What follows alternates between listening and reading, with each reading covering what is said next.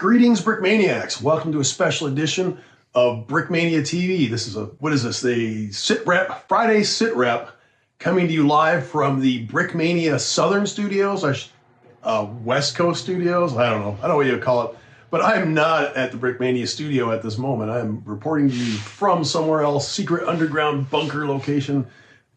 Just forget the fact that it's nice and sunny in this underground bunker. Anyway, Dylan's on assignment, so I'm filling in today and just going to give you the rundown of everything that's happening. First of all, we didn't have a Wednesday email this week. We're going to actually, and we skipped it the week before too, just because we've been so busy doing other things, getting caught up with things.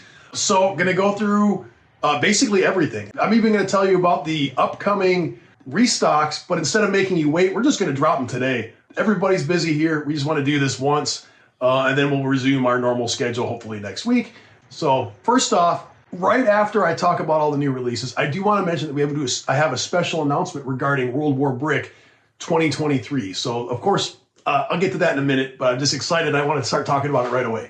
But first, let's start talking about the pre-orders. This week, every Friday, we pre-order a new kit. If it's a kit that's over, I can just tell you right now, if it's over $100, you're going to have to pre-order it. We don't have enough cash in the Brickmania coffers to make infinite supply of vehicles. So infinite supply of kits, which is why we're asking people to do pre-orders. And in exchange for you guys paying in advance, we're going to give you a drop day coupon. So if you order today, tomorrow, or Sunday, you can use the coupon code drop day on any of the following pre-order items. First off is the new M113. This is just a basic armored personnel carrier, the original M113 or M113A1 armored personnel carrier, famous in the Vietnam War, but still used by the U.S. Army and other militaries around the world to this day. So probably the most widely produced armored vehicle ever in history is the M113. Slam and I did a big studio, Brickmania studio video for it. Hopefully we'll be able to get it tacked on the end of this sit rep, and you'll be able to watch us fumble around the workings of the M113. So this is the first M113. Well, actually, it's the second. Big Chungus being the first, but we're going to go through all the different M113 variants over the course of the next year. So this is kind of like round two of the M113 story, and we'll just continue to go M113. So new Friday drop is the M113. It comes with one Commander minifigure. It's a good value price. I wanted to start out with something. Or at least give everybody an opportunity to get the bare bones model in a price that they can afford to get, maybe multiples of, and copy them into different things, and else move forward. You can customize them at your will. This is, of course, made of Lego, and it's going to be infinitely modifiable. So next up is the restocks. The T-26A3 Pershing Eagle 7. This is the famous Pershing from the Cologne battle. We've released it previously last fall. The first 100 came with a signed, I guess to say, autograph book, copy of Adam Makos' Spearhead book. This edition will still come with the book. It's a hardcover book. It's a nice book. It's a great read, and this is a really good presentation piece. You get the book. It just will not have the signed nameplate in it. But we are making one more batch of it just because so many people missed out on the first time, and we don't want to disappoint. And there's nothing stopping us from making more. We just can't give you those autographed nameplates. It's just that's a limited for the first 100. Next up is the Opel Blitz lightweight truck. It's a reissue of the newly redone.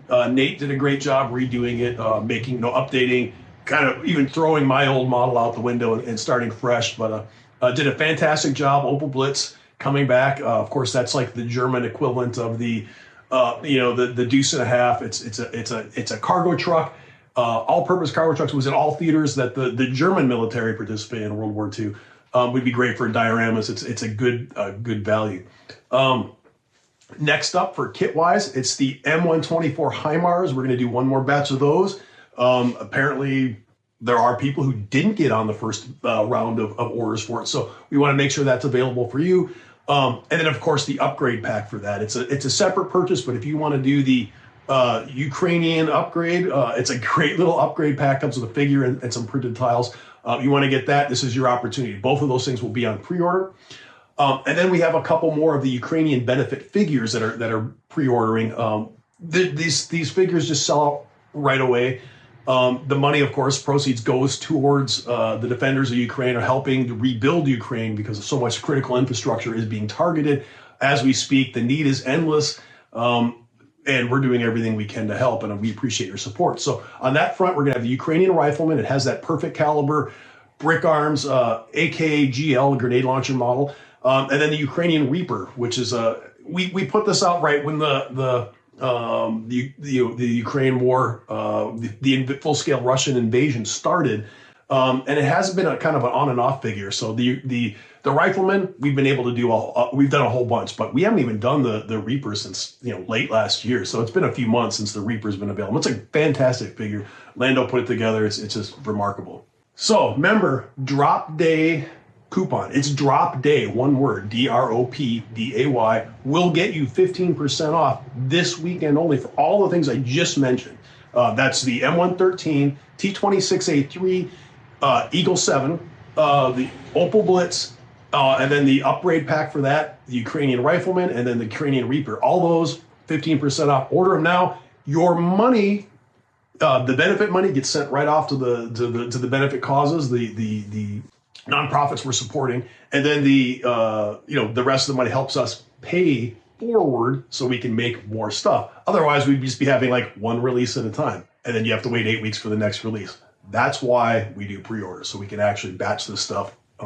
Otherwise, we'd never be able to afford to buy all these parts and get all this stuff in the pipeline. We'd be like 12 releases a year versus 52 or more releases a year.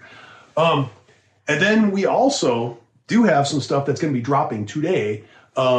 Namely, these are things that are in the pipeline. They're figures or smaller stuff that we can actually afford to make up front. We paid for the parts ages ago, did all the printing, paid for all that out of our own pocket, and now we present them to you. So you can order them immediately. So for immediate sale, we do have the first Special Force Command Airborne Trooper. This is an airborne paratrooper. It was originally offered with the Sherpa, the C-23 Sherpa, and we have a few left over that are going to go up immediately. I also know that they're going to immediately sell out. So if you miss out on the Sherpa, or on the if you miss out on the Sherpa, because it's gone. That thing's sold out. That's in the rearview mirror now too. Not sure when or if we're going to be able to do a restock. If there's demand, let us know. We'll do it. But at least the figure, I know for a fact, the figure we're going to keep restocking and restocking and restocking. It's a beautiful figure, and I'm excited to make sure that we can keep that available. There's no current batch in the pipeline, but we will do more in the future. So the next immediate restock would be the modern U.S. Rifleman in desert camouflage. It's kind of a throwback to the previous Rifleman that we did, but since we have desert camouflage vehicles, we have to have the Marine crews that would go with them. So modern U.S. Marine Rifleman, also the World War II U.S. tanker, the Albert Einstein physicist figure, which is kind of cool. We actually have an official license to make Albert Einstein's likeness, and it's a cool thing. Somebody very close to me happens to be a physicist. A couple of people so close to me happen to be physicists, so I have a place in my heart for physicists, and of course Albert Einstein is legendary. So Albert Einstein physicist, super proud to be able to do that. And we also, last figure that's out this week is a restock of the Apollo astronaut. So this is the Apollo astronauts, the V2. It might even be the third version of it we've done. One of our most popular minifigs, of course. So if you have like the lunar lander set and have actually cool minifigures with it, this is the one for you. We haven't been doing the space race. It's been kind of like on again, off again. We do plan on having, space race is a theme that we're regularly going to support, so you will see some more space race kits, maybe possibly some restocks. If there's some interest in some of the more recent stuff, we'll get those out. As always, your comments are what helps us determine what we should restock. So go ahead, let us know. We're watching, we're reading this. I don't usually get in front of the TV all that often or in front of the camera, but I'm here and I'm just letting you know. Also, some new drops today is a perfect caliber AKSV. Of course, if you don't know what a perfect caliber is, it's when we take a regular weapon made by Brick Arms, the legendary Lego compatible weapon maker, and then we actually make them better by printing all the details on them with our UV printers. The print UV ink is pretty, it's not indestructible, but it's pretty good. You're not going to be scratching this ink off by playing with it. So AKSV, and then the M60, which is a kind of a recent release, but it's sold out right away, and we want to make sure we get more. We're going to try to have a perfect caliber or 2 or 3, whenever we can, squeeze that into our print schedule. We'll have more perfect calibers coming out or being restocked. There's a huge back catalog of perfect caliber weapons that we do need to get to, and you will be seeing those as soon as we can, squeeze them into our schedule. UV printing, even with the massive amount of printing and a huge print crew we have working on it, it's still, we can never keep up. So apologies for not having everything in stock all the time. We just can't do it. So just keep watching. We will have your favorite perfect calibers ready soon, I hope, soon. So before we get into this M113 video, I do have an important announcement. I did promise to tell you that World War Brick related. So World War Brick, the world's only, that I know of, dedicated military brick building convention. It's a gathering. It's all this. We get together, we talk about our stuff, we show off our stuff, and then we let the public in, and then they can come and look at it. So it's a 3-day weekend event. Friday is a I guess exhibitor only. We only have 200 spots, and that's for everybody. 200 spots, whether you're exhibiting or you're the parent of an exhibitor or the significant other. If you're going to come for the weekend pass and be an exhibitor, 200 spots. Go. That's Friday only. Closed to the public. We do all kinds of fun behind the scenes things. Builds, games, activities, and then of course set up all of our displays. We have a special guest this year, and it's not special that this person's never worked with us before, but they were integral with the founding of World War Brick, which was like 10 years ago when we did our first World War Brick in Chicago. We're doing it again in Minneapolis at the headquarters. This is at Brickmania's actual headquarters in our huge warehouse. We open it up, let the public in, have special activities for the exhibitors.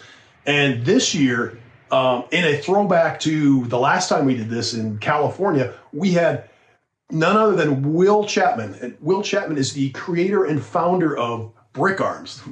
Brick Arms being the little weapons that kind of bind us all together. That he invented the little minifig scale weapons that, of course, Lego will not make. So Will Chapman has been a fixture of World War Brick since the beginning. Since World War Brick #1, he's been part of it, and he's come to each World War Brick and done a keynote speaker position at just about every one that we've had so far. He didn't make it last year because of other commitments, but he has agreed to come back this year and will be in attendance for the whole event. But on Friday night, we'll have a special keynote address to the exhibitors. So if you don't yet have your weekend pass for World War Brick, I believe there's still some available. Come to Minneapolis. This will be a real unique experience. In spite of what the media will tell you, Minneapolis is not a war zone. It's not burning down. You're not going to get mugged.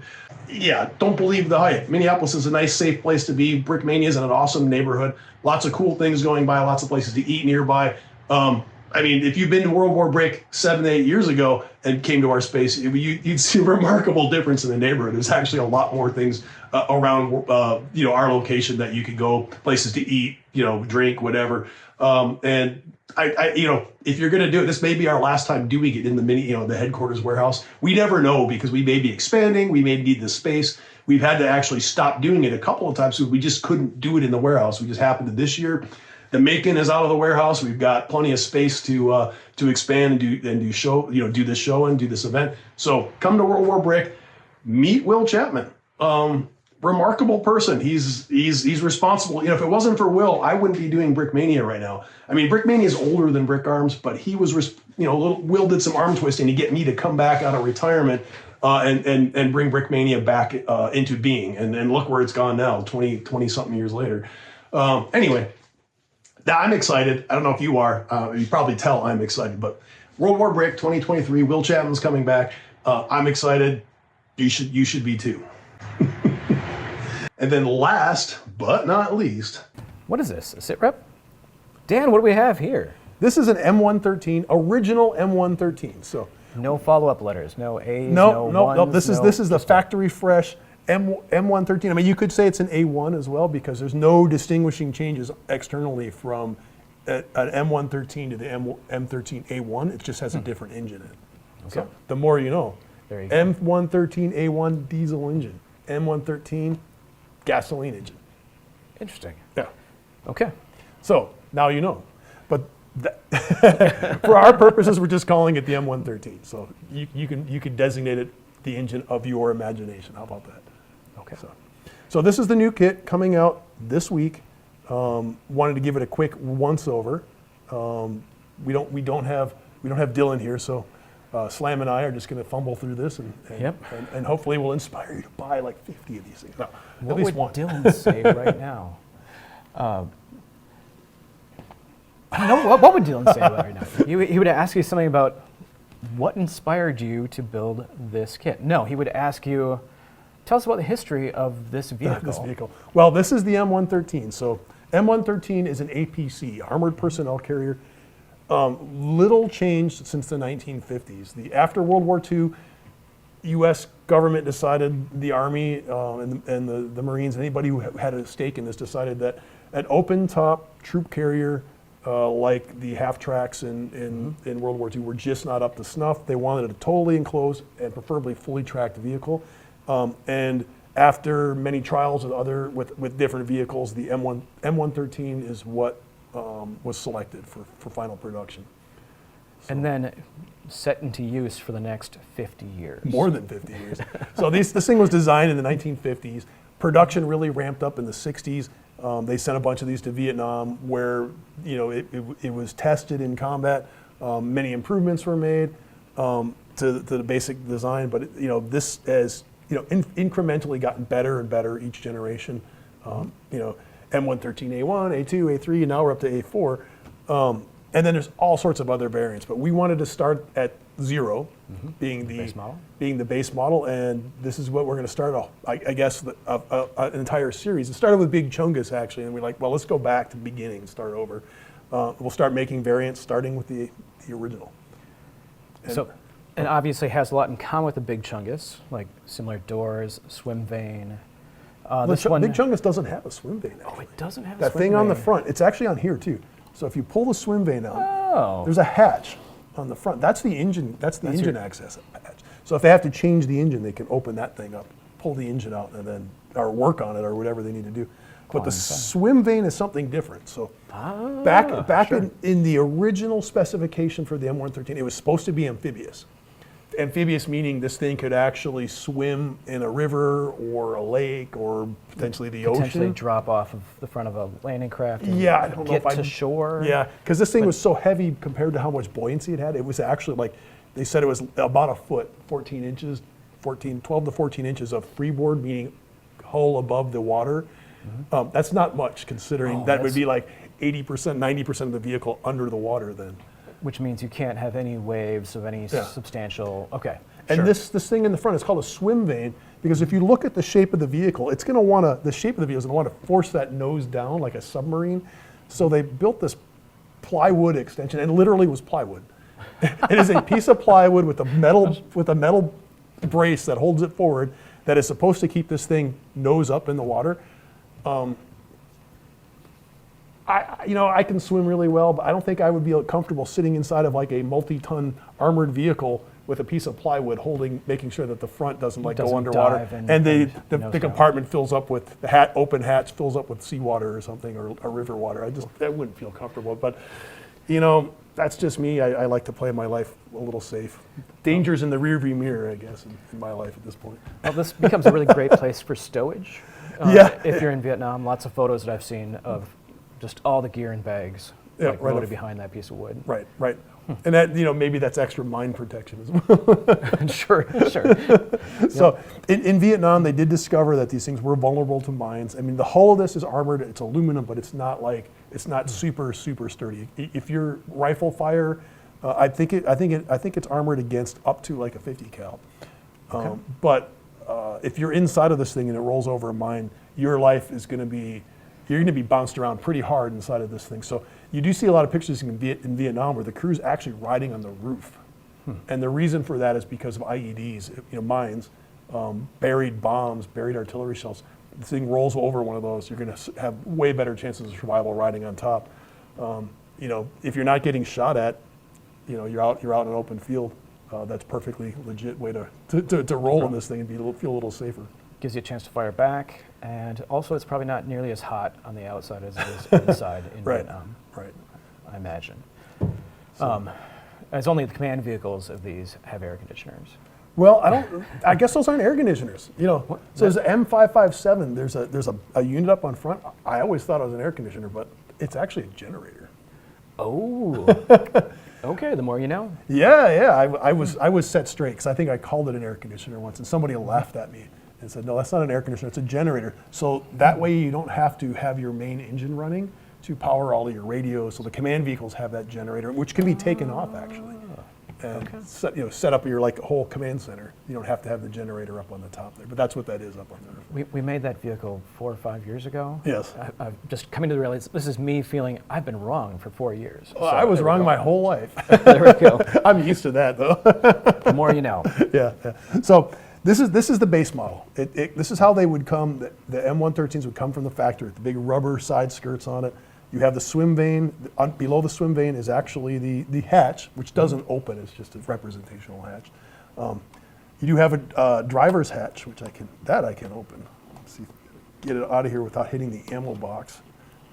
There we go. Ammo box for the M2HB. Commander's hatch opens. This will come with one figure, right? Yep. Amanda's working on the figure. I've seen the drawings of it. It looks great. I'm sure we'll have a render for you before this video is out. There's another roof hatch. I think if you guys remember our ACAB one from a few years ago, there'd be guys sitting in back here, a couple of machine guns on the side. Same sort of concept, we just don't have the machine guns on here yet. So this is a stripped down version. This would have been the original M113. We're just gonna have stars and some serial number kind of stuff on the side. I just worked up my print sheet for this. We've got stars and serial numbers that go, I believe, on 3 sides? 1, 2, 3 sides. Yep, and then there's gonna be a printed tow cable or that's service right, cable right, on the back. Right. Yeah, tow cable in case this thing breaks down. They like to carry all the gear with them. The earlier versions had all these fancy antenna guards on them, but once this thing got into full production, they simplified it, probably just for cost reasons, and not every vehicle is going to be chock full of radios too. So. True. So in real life, this thing can hold a squad of soldiers. You have your driver, your commander, and then I think it's 11 soldiers. I know 11 can fit. I'm assuming that means 11 passengers, but somebody who actually knows this thing can correct me if I'm wrong, if that's 11 total. So, but just like every other M113 has a back ramp. That back ramp has a separate opening hatch. So if you wanted to just have one person get out at a time, you just go through that little hatch. But if you wanted everybody to exit, put down that ramp. That ramp is hydraulically powered, so they can control it from the inside and raise it or lower it. And there you go. And this, I should point out, the roof does easily come off, so you can access this. So you can put all your guys in there. The commander, you can fit the commander and the driver inside the vehicle. Close the hatches. And then if you want to stuff in your guys, I don't think you're going to fit 11 minifigures in there.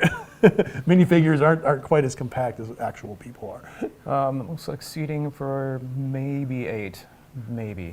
Right. Okay, sure. Right. Load it up. Yeah, why would you want to put all of your really expensive figures that you want to show up inside of something you'll never get to see? Make them right on top. Yeah. It's cooler. Yeah.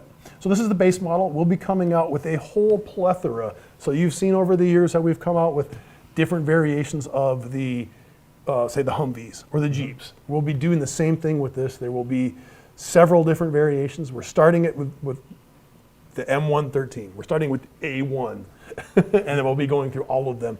I would like to do, we were talking about some earlier. Oh, the tow missile. Oh, the tow, yeah, the tow. That'd be cool. Yeah. It's a really fresh redesign, and we've got 50 years of vehicles to choose from. Right. So I think just the American variants alone that I want to do, and these aren't necessarily just exclusive to Americans, but the M106 mortar carrier we've done before in the past, but it's been a long time. We've done the VADs. It'd be good. That would be another good update. The Vulcans, yeah. The Vulcan cannon. There are foreign. I should say, overseas operators that have turrets on them. Turreted versions. Australia has a unique one. The Dutch have a unique one. The Germans use this. There's all sorts of international variants. The Israelis use it. We'll get some of those different international operators, and we'll do some different camouflages too. So right now, Big Chungus is tan. This one's gray, olive gray, olive drab. We will do that NATO camouflage too. I'm looking forward in some of the Pacific camouflages as well. There's a neat cargo carrier version of this too with a soft top. Yeah. I'd be into that. Yeah, there's all kinds. There's all Great. kinds. There's one with the bows that go across it. Yeah, canvas. I've seen that. That looks awesome. Okay. So we will be doing all sorts of cool updates. So Stay tuned. First of many, but this is a basic. This is not going to be. It's designed purposely to be simple, plain, and lower price. They will get more elaborate, believe me, as they go on. It's a great army builder kit. Yep. Like this, they're used widely everywhere. So Yeah, and great. if you happen to have one of our old ACAV packs, the crew pack, of course, is universal. You could use that for anything, but the armor pack that would potentially work with this hull as well. You could put the commander's gun on there, the little turret that comes with it, and the little gun shield. But we are hoping that in the near future we'll have time to actually make some 3D printed gun shields for the definitive ACAV version. Yeah, that would be great. And of course, different printing and different, add-on pack stickers, whatever else we come up with, because this We've got a lot of work to do. Yeah, we do have a lot of work to do, but we're good at that. All right. Very, very cool. All right. Thank you for watching Brickmania TV Sit Rep. I'll see you next time.